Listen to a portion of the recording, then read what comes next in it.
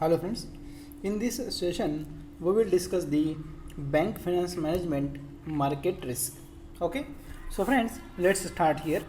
Very first, see, in the previous chapter we have discussed how to calculate the capital required. Okay, so method for the computing the capital charge for market risk, we have already discussed this in the previous chapter. Okay, what was that methods? First method was the standardized maturity method, second was the standardized duration method, and third was internal model method. These are the three methods for the market risk we have already discussed in our previous video and in previous chapter, right? So here we are discussing the market risk in a detail. Okay, so before that, these we have already discussed in the previous chapter. So just for the sake of your revision, remember, for computing the capital for the market risk, there are three methods: standardized maturity, standardized duration, internal model method. Okay, so first method is very easy to adapt, second is standardized duration, this is moderate to adapt, right? And the third is the highly complicated, that is the internal model method. Okay, and also note that RBI has advised banks in India to migrate to the number 2 methodology for the calculation of the capital to cover the market risk. Okay, that means RBI has told the Indian banks that you should move to the standardized duration method for the purpose of calculating the market risk capital. Okay, that part we have already discussed in our previous chapter. Now see, what is a market risk? Okay, so see here the introduction part of this chapter, market risk. So friends, market risk results due to the movement in the market prices. Very simple, the name market risk. Why it is generating? Due to the variation in the market prices, right? So, and the changes in interest rate, foreign exchange rate, equity and commodity prices are the primary cause of the market risk. Why the market price changes? The market price changes because of interest rate, because of forex rate, because of equity and a commodity price change. Okay, these are some basic cause of the market risk. Now see, credit and liquidity risk can also be lead to market risk. Okay, credit as well as liquidity risk can also lead to the market risk. Banks are exposed to the market risk through their proprietary position and the trade they enter with or for their clients. Okay, so basically when bank enter in some transaction, whether in a buying or selling, we have already discussed in case of forex, then bank is exposed to the risk. Okay, basically a market risk, because there may be a involvement of the forex rate changes. Okay, so basically this is the introduction part. What is a market risk? It is basically due to the movement in the market prices. And why the market price changes? Due to the interest rate, forex, equity or commodity prices. That are the mainly factors that which changes the market prices. Now we will discuss one by one. Okay, so see, the equity risk, interest rate risk, currency risk and commodity risk, these are, we can say, subtype of market risk. That means changes in equity, changes in interest rate, changes in the currency, changes in the commodity price will lead to the market risk. That's why we will discuss one by one in a short, very short. Okay, so that you will have some idea about the market risk. So what is equity risk? Very first, see, very first, remember, in this part the important thing, what is the important thing for your examination is only the risk measure. The risk measure, how to measure the risk, what are the risk measure, this is the most important part of this chapter. Okay, so before that, to have some idea about the market risk, we'll discuss some theory also. Okay, so what is equity risk?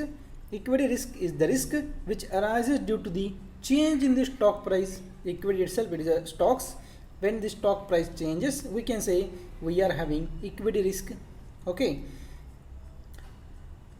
see, equity risk is the risk arises due to the change in the stock prices and or implied volatility. If there is a volatility, we can also say that there is a equity risk, and this volatility may occur in the price of underlying security. Okay, so friends, remember here one line, that if volatility increases, your risk will be increasing. Okay, remember that sentence. If volatility is increases, your risk will be increasing. What is a volatility? We will discuss while discussing the risk measures. Okay, remember, when volatility increases, your risk will be increasing. Okay, now what is the interest rate risk? It is very easy. It is the risk which is caused by changes in the market interest rate. Then itself, it is the interest rate. When the we are discussing interest rate risk with regard to the market risk. So when the changes in the market interest rate, we have to face the interest rate risk, and this may have an adverse impact on the net interest income or the market value of the equity. Very simple, very basic. Now, what is the currency risk? It is the risk caused due to the change in the foreign exchange rate. Okay, currency, that means dollar to rupees. We have already discussed a lot of time in the forex. So when the currency exchange rate changes, that time we will have the currency risk. Simple. Now, what is a commodity risk? See, it is also very easy. It is the risk when there is a change in the prices of the commodity. If the prices of the commodity changes, we can say we are having the commodity risk. For example, what are the commodity? It may be corn, paper, crude oil, anything, right? So these are also very basic part. Now see here one example of a market risk. Okay, here very first we will discuss basic of a market risk. Okay, so we have discussed what are the factors which causes the market risk. Okay, now see, here is one example for the market risk. See, company X has bought $1 million worth of a petroleum for its use for the next year.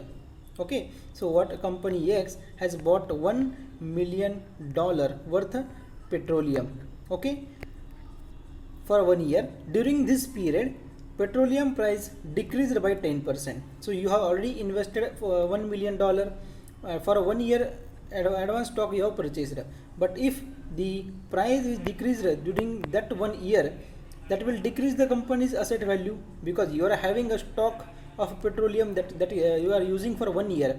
By it the price decreases, then this is your asset value will decrease. That means you have subjected to the market risk. Okay, now say another example. Suppose you are having some factory, and you purchased cement. You are having, suppose, a cement factory. Okay, and you purchased a stock of cement say for one packet of cement, which you have purchased for 500. Okay, and you have purchased 500 packets.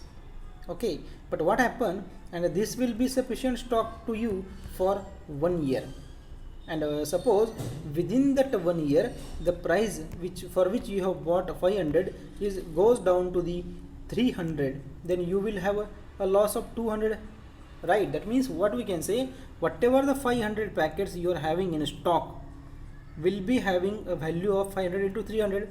That means your assets value is decreased, and that is nothing but your market risk. Okay, so what is a market risk? What are the factors which are responsible for the market risk? We have discussed. In the same way, we can say adverse changes in the rate of interest may decrease the value of a long-term bond, and adverse movement in the exchange rates can increase the liability of a company. All these risks arises in the market dealing in the market dealings, and they collectively amount to the market risk. Okay, so how to tackle that market risk? So there needs some organizational structure for the risk management. Okay, so we'll discuss that what organizational structure is needed. So first, see, the top management of the banks has to play an active role in managing a market risk and the effective management of a market risk. Okay, So, and effective management of a market risk is one of the major concern of the top management. Okay, the challenge here is to take a balanced view on the risk. This means that while the top management sets certain risk limit, they have also to ensure that a good return on the capital, okay, that has been invested in the business. That means basically what I have to say, there is organizational structure should be needed for the risk management, and the top management is having more concern, their top management have more concern about the market risk. Okay, and they have to look that they will be setting some limits, and while setting the limit they have to also analyze that the capital which is invested in the business should give the good return also. Okay, so what is the organizational structure? See here, the people which are involved in the identifying the risk, monitoring and managing the risk are described below. Very first, the board of directors is involved, the risk management committee is there, asset liability committee is there, asset liability management team is there, and middle office of the treasury is there. Okay, so this is the structure which is needed for the market risk. Okay, now we will discuss one by one. Okay, so very first, see the board of a director. What is the responsibility of a board of a director? See, the responsibility of the board of director includes first forming the risk management policy. Who does the formation of the risk management policy? The board of directors is responsible for the formation of a risk management policy. Okay, next, approving aggregate risk limits for the different type of risk. Also that means a limit is approved by the board of director, reviewing the risk periodically on a board level, and reviewing the risk management system. Okay, these are some responsibility of the board of director. Now the next important after the board of director is the risk management committee. So this is important, the risk management committee. So basically, see, the risk management committee analyzes the risk at a deeper level than the board, because the task assigned to the risk management committee in the bank is only that they should work on the risk management. Okay, and in case of a market risk, there is a risk management committee, and the committee analyzes the risk at the deeper level than the board, because board is only doing a supervisory role and formation of a policy, approval of the policy, but risk management committee is having more vital role, because the risk management committee analyzes the risk at a deeper level. It also includes that it gives guidelines for market risk management and risk reporting. It also sets some prudential limits and deal with the periodical review of the risk. The committee ensures that the risk measurement model are robust. There is adequate staffing to complete this process. Risk management committee can have several subcommittee to look at various aspects of the risk. Okay, so who ensure the staff? Remember, the risk management committee ensure that there should be a sufficient staff to work in the risk department. Okay, so the adequate staffing is also the role of the risk management committee, and under that risk management committee there are some other committees. Okay, what are that? First, one of such committee is asset liability committee, that is asset liability committee, ALCO. Okay, so see, asset liability committee. What is the role of asset liability committee? The asset liability committee implement the risk and business policy. Implementation of risk and business policy is the work of ALCO, and it also decide on the business strategies to achieve the objective. Okay, what business strategies to be followed is also the work of the asset liability committee. This is done by fixing the product prices for deposits and advance, implementing the funding policy, determining the transfer pricing, and doing balance sheet management. So basically your all assets and liability is to be managed by asset liability manager, asset liability committee. Okay, asset liability committee is responsible for managing the assets and liability. Okay, that means asset, that means your whatever the loans, and liability is nothing but whatever the advance the bank have. Okay, this is just in a short way you can remember. Now after that there is a asset liability management team. Okay, what the asset liability management team do? The asset liability management team is entrusted with the responsibility of regularity in the monitoring and updating the risk report, and for this they are using some assumptions. This include the market scenario. Basically the asset liability management team, it is responsible for the regular monitoring and also updating the risk reports. Okay, this is the work of asset liability management team. So these are the some very few theoretical part. Then we will have some more core part. When we enter in the core part you will get more interest, because this is theory, nothing to explain in that theory, right?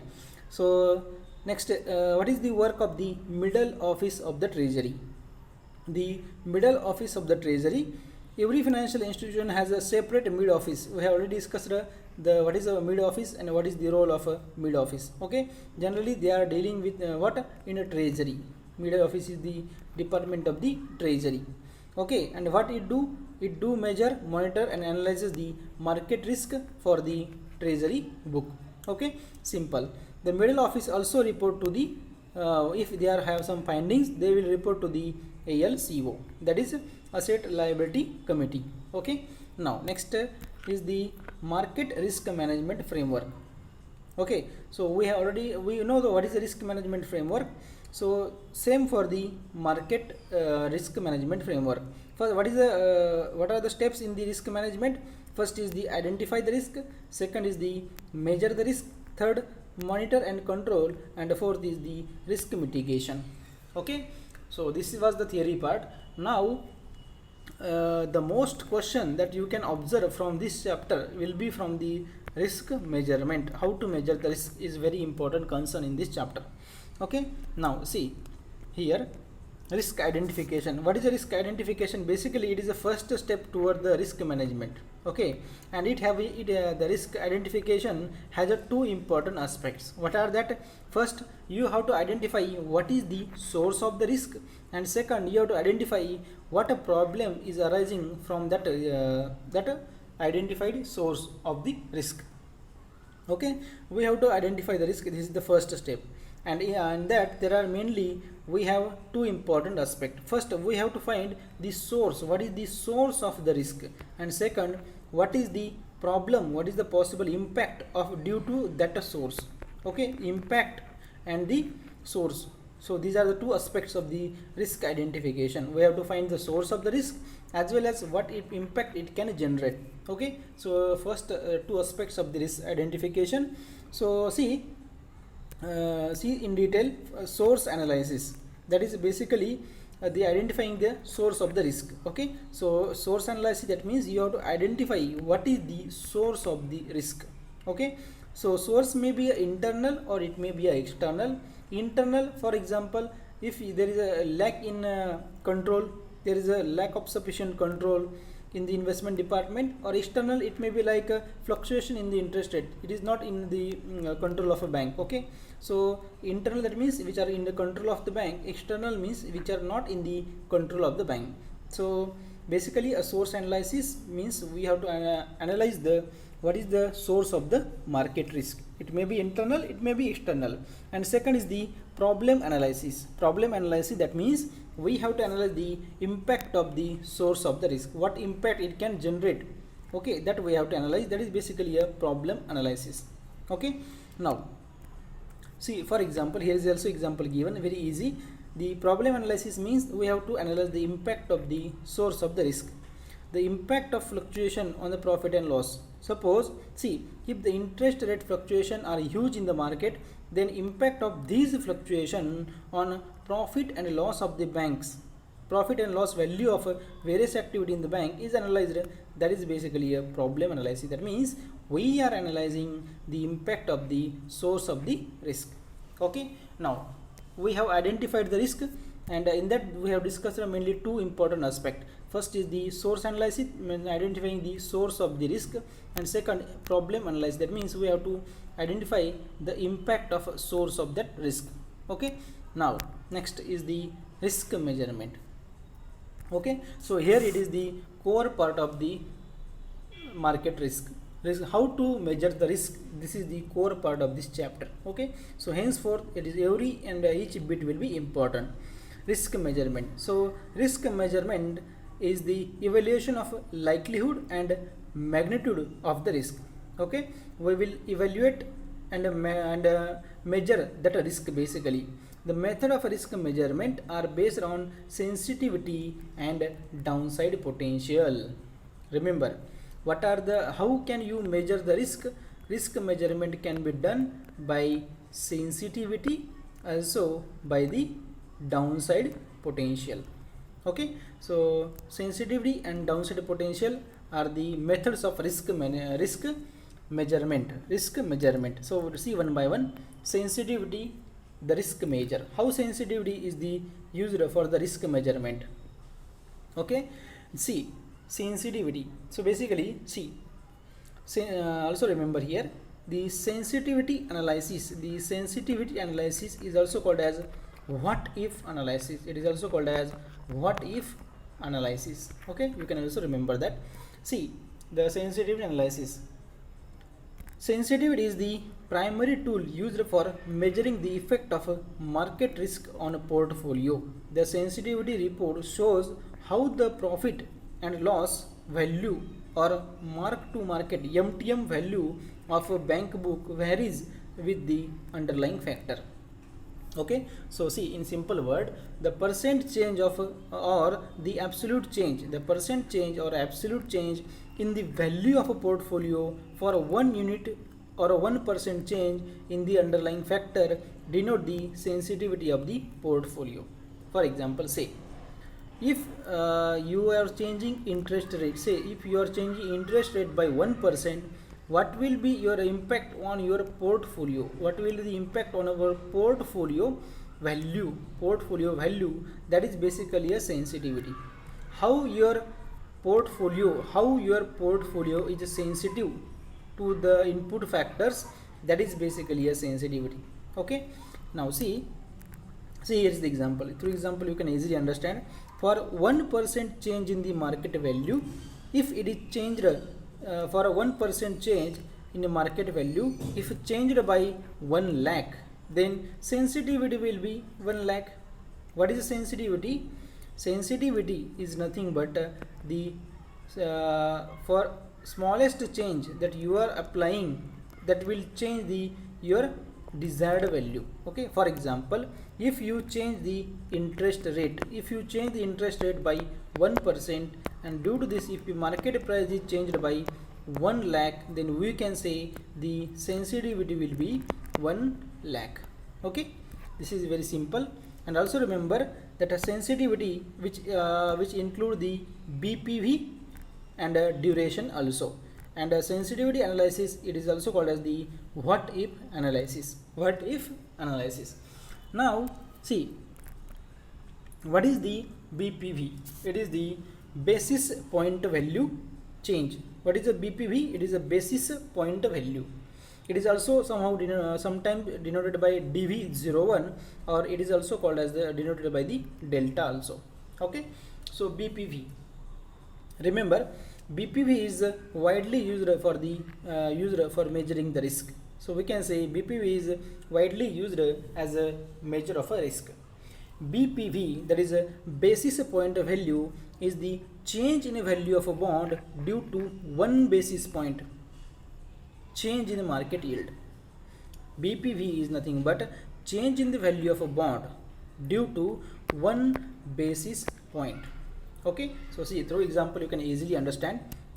So before that, note here, if BPV is high, we have to say the risk associated will be high. Very simple. Remember, this is a direct relationship. If BPV is high, your risk will be high. Okay, so see here example. Suppose the yield 8% correspond a bond price of 92 and yield change to 7.95 or we can say 5 basis point, the price changed to 92.10. Thus BPV is 2 paise. See, first it was 8, firstly see here, it was 8% rate of interest. Now the rate of interest is changed to 7.95%.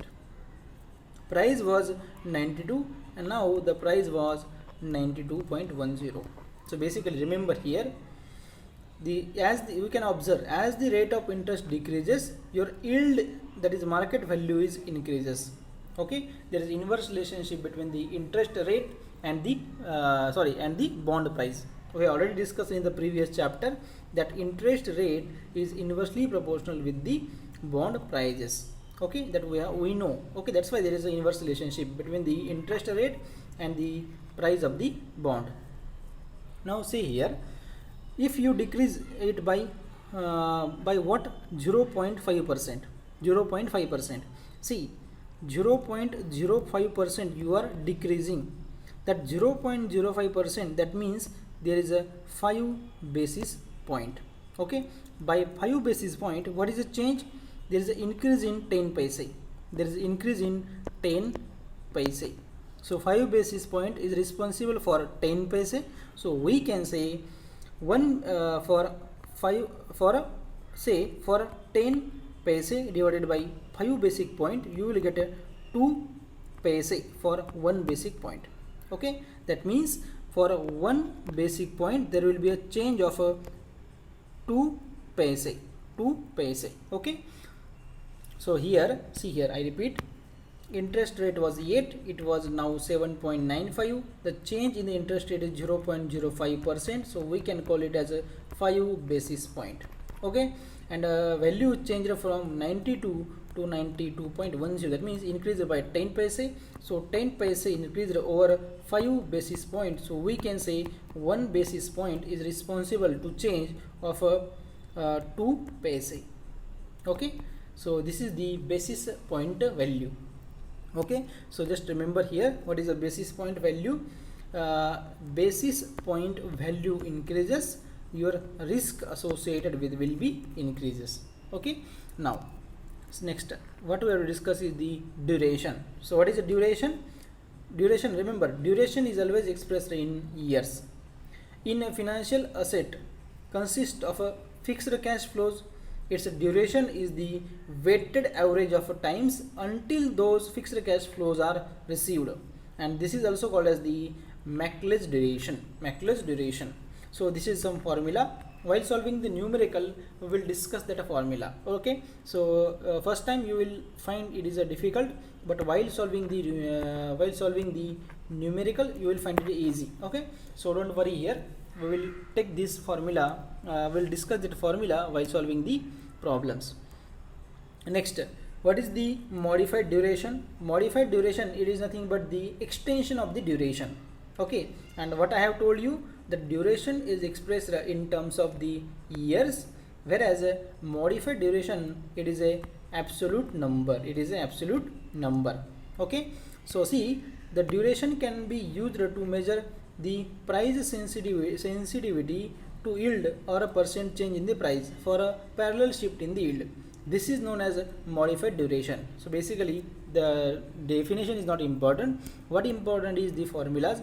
There is different formula they have given, and I repeat, we will discussing that formula in the numericals. Okay, so don't worry here, we will discuss directly in the numerical, so that time you will find it very easy. Okay, now see how the modified duration can be calculated. There is one simple formula, you can remember that the modified duration is nothing but the duration divided by 1 plus r. Okay, some problems we have already discussed in the previous chapter based on the modified duration. Okay, so if you have watched the video of MCQ, you will find that there. Okay, so the most important, which are the problem, I will try to I tried to discuss that problem in somewhere and anywhere in the chapter. In the previous chapter itself, I have explained the modified duration and this formula also. We have taken the example based on that also. Okay, so now see here, the modified duration is given by duration divided by 1 plus r, and modified duration, it is a direct method for finding the sensitivity. So sir, it is a fine that a modified duration. Now we will discuss directly a numerical. How to find the modified duration? Okay, so see what they have given. They have given a bond coupon of 11%, yield is 9%, interest paid on every year for the 3 years, face value is 100, and we have to find the duration. So friends, see what interest coupon rate is 11% and fixed face value is 100. So coupon amount, that is interest that will be paid every year, will be 11% of 100, that is 11 rupees. Okay, now and that 11 rupees will be reinvested at the rate of 9%. 9% is the yield. Okay, so now see here. So how to find the present value? We know, we have already discussed in time value of money. So coupon amount is 11 divided by, for first year 1 plus r raised to 1. So 1 plus 0.9%, that means 0.09. So 1 plus 0.09, you will get here 1.09 raised to power 1 plus. For second year 11 divided by 1.09 raised to power 2, and for third year 11 divided by, for third year it will be not 11 because it is 3 years, and at the end of a third year you will get 100 rupees as interest plus the face value, 11 rupees as interest plus a face value 100. So here will be 111 divided by 1.09 the cube. Okay, so when you solve, you will get here, see, you will get the 10.09 plus you will get here 9.26 plus 85.71. Total you will get here 105.06. This will be your present value, but we have to find the duration. So here we have to find the weightages. How to find the weightages? So this value here multiply by 1 because this is for the first year, plus this value 9.26 multiply by 2 because this is for the second year, and this value should be multiplied by 3. So 85.71 multiply by 3. Okay, so whatever the weightages you will get, you will solve this and add this, you will get 285.74. So what is the duration? How to find the duration? Duration is nothing but the weightages. So 285.74, the weightage applied value 285.74 divided by the present value. So present value is 105.06. So when you solve, you will get the 2.72 as the answer. Okay, so this will be your duration. So how to solve the problem based on duration? Here is the solution for you. Okay, now so here also remember here what, that your interest rate is inversely proportional to the bond prices that we have already discussed, and the yield is also inversely proportional to the bond prices. You have to remember that throughout the BFM. Okay, now see, basically I have already told you that a modified duration, it is the extension of the duration, and it is direct method to calculate the sensitivity of the bonds. Okay, and how the modified duration can be calculated? The modified duration is equal to, it is the duration divided by 1 plus interest rate. Okay, so whatever the duration we have calculated here will be 2.72 is the duration. Suppose the interest rate is 9%, so here 1 plus 0.09. so when you solve, you will get duration 2.50. okay, this will be your modified duration. So we have calculated duration and modified duration also. So I repeat here one important formula that we have already discussed in our previous chapter. What is the formula for YTM? Just I got here, so you should remember the formula. It is a C or A, you can take any value, plus face value minus present value, or we can say purchase price, okay, divided by N divided by face value plus present value or purchase value divided by 2. This is the formula for YTM. This you should remember this formula also. Okay, because they can ask you the question based on YTM also. Okay, now also remember what is the current price. The current price is nothing but your coupon. It is your coupon amount divided by current yield. Okay, this is for the current price. Now what is the volatility? Where here is the word volatility we have discussed in the here, but just remember for the sake of your information, volatility is includes when you solve the numerical of volatility, and as a risk measure, volatility is the risk measure which include the profit of previous period also, whereas the downside potential does not include the profit of previous period. Okay, so that's why we will go for the downside potential. So see, the risk potential, the downside potential is the risk measure. How the downside potential is the risk measure? It can be used in the risk measurement. Okay, so see here what we have discussed till modified. Here I will take a small. See, the BPV we have discussed, right? Sensitivity, BPV, then duration, modified duration. We have discussed the problem based on duration and the modified duration also. Okay, now what is the downside potential? See, the downside potential focuses only on the adverse impact of the changes. It ignore the profit potential. As I have already told you, the downside potential ignore the profit potential. It only concentrate on the what is the possible. See, downside potential that means ability. Downside that means decrease. Okay, so maximum loss that you can occur, you can come to know from the downside potential. What is your ability to go down? That is basically a downside potential. Okay, now it ignore the profit potential. It only consider the adverse impact, that is losses.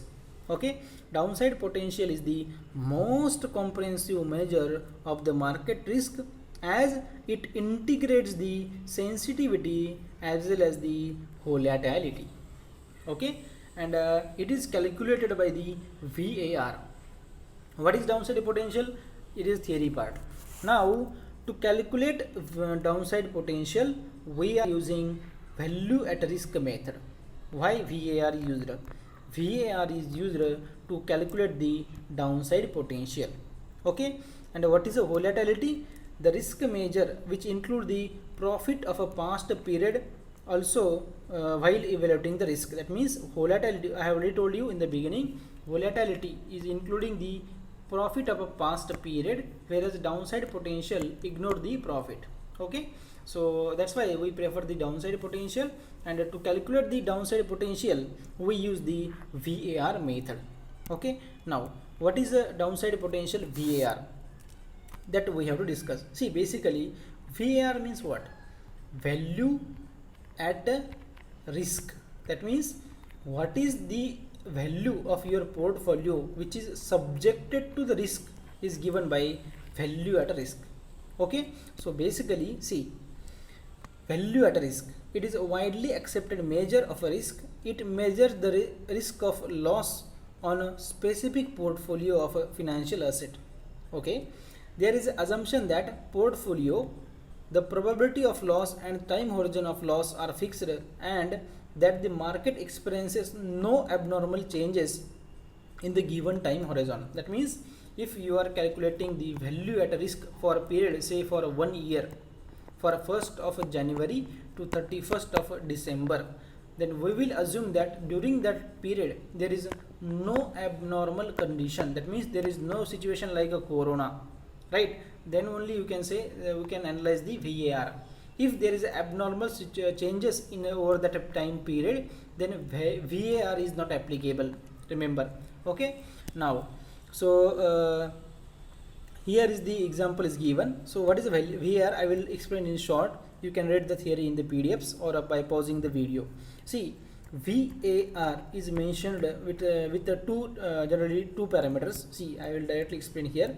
See, VAR gives the maximum expected loss and measure only the potential loss and not the gain. So what are the VAR parameters? basically the confidence level and the time horizon, that means basically a time period. Okay, so in case of confidence level for VAR, the confidence level is directly proportional to the VAR. Okay, you can remember that confidence level is directly proportional to VAR. That means if the confidence level is 99%, then you can say the value at risk, whatever the value at risk, will fall within that 99% probability, within that 99% confidence level. Okay, for example, we know we draw the this normal distribution. If a 99% is that region, then we can say 99% chance that the value of whatever the value you calculate will fall within that region. Okay, that is the that's why we can say that confidence level is directly proportional to the VAR. Okay, so you can read the theory part. And time period, that means longer the time period, more will be the VAR. Okay, that means we can say confidence level plus time horizon or time period, both are directly proportional to the VAR. You can remember in this one line sentence. Okay, rest theory you can read, and the important thing I have explained. Now, how to calculate the VAR? How you can calculate the VAR? The methods for calculating the VAR are described as follow. First, there is a correlation method. Second is the historical simulation method, and third is the Monte Carlo simulation. Okay, you can just read names. These are not important for exam point of view, but for sake of information, just look into this. Basically, what is historical simulation? Here history is important. That means historical data, previous data is used in case of historical simulation. And Carlo Monte simulation is a simulation where you are using a computer for a purpose of simulation, and on that you are doing the simulation, comparing the data. And in case of correlation method, we do calculate the standard deviation, then variance, covariance, etc. So basically different parameter we do evaluate for the correlation method. Okay, so these are the basics of the calculation of the VAR. That are not important, but you should know the overview of it. Okay, so just read the names and have some basic idea. That's it. Now there are also some limitations on the VAR. We have discussed up till now that how to VAR is important and how to evaluate by the VAR. But see, alone VAR, the alone value at a risk measure of a risk market risk measurement is not sufficient. Alone is not sufficient. Because why? Because it is not applicable if there is abnormal situation like a corona, it suddenly arises, then VAR is not useful. Okay, that's why the VAR should be supported. It should be supported by what? By the testing, by the testings. Okay, that we will discuss. So first, what are the limitations of VAR? See, VAR does not describe the worst case. That means it does not describe the worst losses, and it does not measure the losses under the any particular market scenario, or we can say any abnormal scenario. And it is also very sensitive to the time horizon and a confidence level. That means because these are the two parameters of the VAR, so we can say this is sensitive to the time horizon and a confidence level. That means this is directly proportional. Okay, now see, we have to discuss that VAR. We have discussed as I have already told you that value at a risk, that is a VAR alone is not sufficient for the risk measure as a risk measure. To support that, we do the back testing, that is basically a black testing plus the stress testing plus the stress testing. Okay, what is a black testing and stress testing? See here, it should be back. See, the back testing, or it may be a black testing. I have to check. Okay, so basically as I have already told you that VAR alone is not having sufficiency in the risk measure. Okay, so that's why we are having the another method for the risk measurement. Okay, so that means what I have to say, that risk, whatever the risk you are measuring in case of a market risk, it should be supported. It should be supported by what? Some testing techniques. That is a stress testing Okay, so that we are going to discuss now. So see here, what is the stress testing and what is the back testing. Okay, so that we have to discuss. So stress testing and back testing. So first, back testing. What is the back testing? We will discuss here. See, the back testing. The back testing involve comparison of expected figure based on VAR with actual performance. So it is simply you are having actual figures, you are comparing that with the your actual performance. That means here basically, see, you are comparing the expected figure, that means ideal figure you are comparing with actual figure. Okay, that is basically a back testing. Okay, and remember, there is some additional information that you should remember while doing the back testing. That process is classified as under. You are what in back testing, what you do, you compare actual figure with the your ideal figures. Okay, and if during that process, if how that process is classified, the green zone, that means whatever you are comparing with ideal, that value will be in green zone. That means it suggests that no any suggestion about the Banks model. So ideally you can say it is a Banks model. Okay, so if the value in the green zone, we can say there is no any further suggestion for the Banks model. Yellow zone, if it is in yellow zone, we can say it raises a question about the Banks model. It will raise a question about the Banks model. And if it is a red zone, we have to assume that there is some problem in the Banks model. Okay, so you can remember that it is very easy. So what is the back testing? We have discussed it. It is not a black, it is a back testing. Okay, now after doing a back testing, errors are generated, and these are classified as what are the errors? First, it is a type 1 error, and it is also called as a false positive error. And second is the type 2 error, it is called as the false negative error. So false positive, that means accurate is classified as inaccurate. If the accurate is classified as inaccurate, then there is a false positive, it is called as a false positive. And a false negative, when your inaccurate is classified as the accurate, then it is a false negative. Okay, remember that. Now what is a stress testing? What is a stress testing? See here, VAR is not enough to capture all the risk, right? That's why for the better understanding, we will do the stress testing. What is stress testing? It involves the stressing various assumptions such as interest rate level, asset value, to get a clear picture of what could be the hit in the extreme scenario. Basically, you will give the maximum stress to find what maximum loss that we can have. Okay, so that's why that is basically a stress testing. You will check interest rate with the lowest possible, you will check duration with the highest possible, and all the data is compiled to check what is the possible maximum hit in case of a extreme scenario. Okay, so now what is stress testing? You are stretching, you have to test your portfolio we are the worst cases basically. Okay, so it is a stress testing. Now see, what are the methods of the stress testing? Okay, you don't need to go in detail with the methods of the stress testing. Just remember and have a note that just have some idea about the methods of the stress testing. Very first, the simple sensitivity test. Second is the scenario analysis.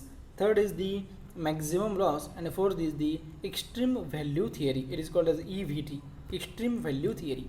Okay, these are four methods for evaluating the stress testing. You just remember the just read the names, the rest is not that much of important. Okay, so here what we have discussed till now, I will give you a brief overview so that you have to get a link what we are discussing. Okay, so see here in the here is I am having some space here. Okay, so we will discuss here. Okay, so see basically what we have discussed. since we will discuss in short a summary of this chapter. Okay, so see, risk identification, measurement, sensitivity, that we have all discussed. Okay, so and one problem also we have discussed. So here we will have some space, so here we will discuss. See, we have discussed very first the market risk. What are the methods to evaluate the capital? Okay, standardized method, standardized maturity, standardized duration, and internal model method. Okay, these are method for capital charge calculation that we have discussed. Second thing, that if volatility increases, then risk will be increasing.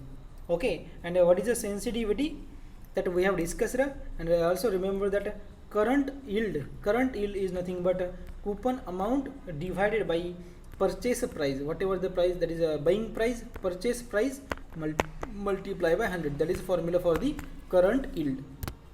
After that we have discussed the BPV, that is a basis point value. BPV we have discussed. Okay, it is the measure of generally interest rate risk. It is a measure of interest rate risk. Okay, and we know the yield is inversely proportional to the bond prices.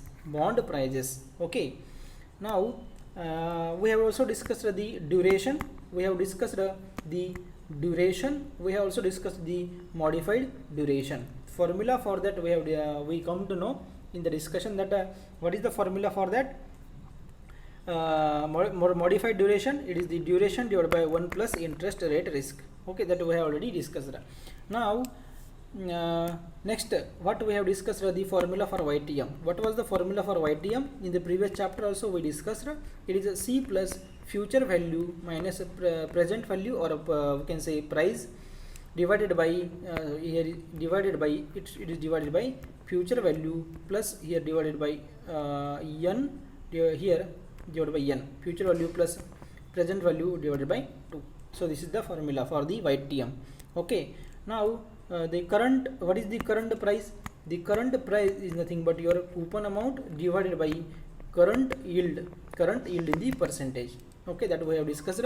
Now difference between volatility and downside potential. Volatility consider the profit of previous period, whereas downside potential does not consider that, it consider only the losses. Okay, that we have discussed. And now apart from that we have discussed the VAR. We have discussed the VAR, that is a value at a risk.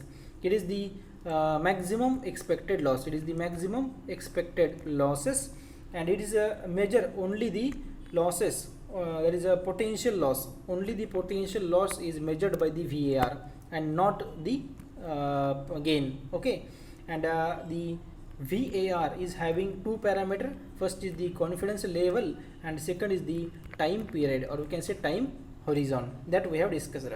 Okay, and now see, and VAR is not applicable in case of abnormal situation. So that's why if the sensitivity is high, see, if the, remember here one point also, if sensitivity is high and at low frequency of occurrence, it is called as